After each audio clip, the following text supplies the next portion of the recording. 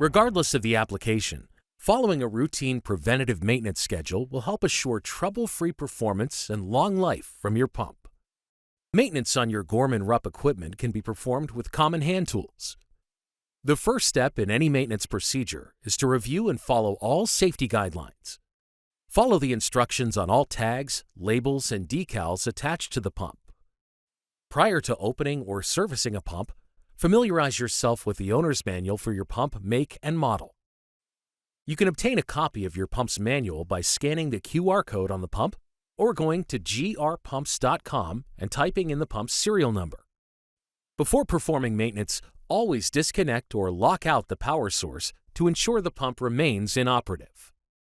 Allow the pump to cool completely if overheated.